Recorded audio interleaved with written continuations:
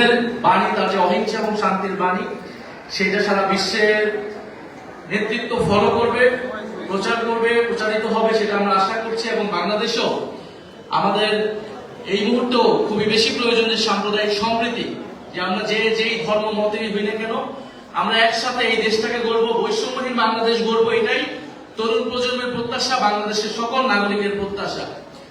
ফলে আমরা আমাদের ধর্ম, রাজনৈতিক মত, ভিন্ন মত সবকিছু মিলেই আমরা একসাথে চলবো। এবং বৌদ্ধ ধর্মের আমরা জানি বাংলাদেশে এবং আমাদের এই বাংলা অঞ্চলে বহু বিহার ছিল। বৌদ্ধ ধর্ম সবসময় শিক্ষা সংস্কৃতির পৃষ্ঠপোষকতা করেছে। আমাদের সেই ইতিহাস এবং ঐতিহ্যকে আমাদেরকে ধারণ করতে হবে, আমাদের জাতীয় ঐতিহ্যের অংশ আমরা মনে করি। এবং এই যে আন্তর্জাতিক বৌদ্ধ বিহার এই ঢাকা 11 আসনে অবস্থিত, এই ধর্মীয় ধর্মকেন্দ্র, প্রার্থনা কেন্দ্র হিসেবে এটি অত্যন্ত গুরুত্বপূর্ণ। আমাদের সামাজিক সংহতি ঐক্যের একটা কেন্দ্রবিন্দু হতে পারে এই ধরনের ধর্মীয় প্রতিষ্ঠানগুলোকে।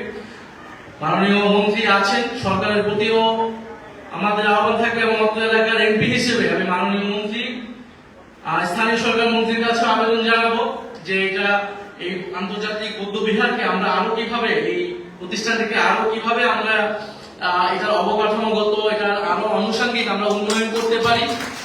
এখানে কোনো দল মতের কিছুই নয়, এটা বৌদ্ধ ধর্মীয় মানুষের জন্য, এই অত্র এলাকার মানুষের জন্য, এবং বলতে গেলে সারা ঢাকা শহরেরই অন্যতম একটা কেন্দ্রবিন্দু কিন্তু এই আন্তর্জাতিক বৌদ্ধ বিহার।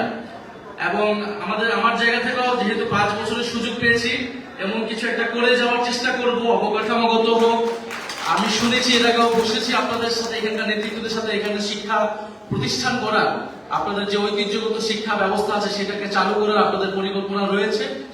এবং সেই ধরনের কাজগুলোকে কিভাবে আগানো যায়, এখানে আমাদের সুকুমার বড়ুয়া প্রফেসর রয়েছেন, আমার বিশ্ববিদ্যালয়ের শিক্ষক, এবং আন্তর্জাতিক বৌদ্ধ বিহার, বাংলাদেশ বুদ্ধিস্ট ফেডারেশনের নেতৃবৃন্দ, আমি তাদের সাথে আলোচনা করব। আমি চেষ্টা করব আপনাদের এই কাজগুলো আদায় করে, এবং অবশ্যই আশা করবো যে সরকারও সেদিকে সুনজর দিবেন।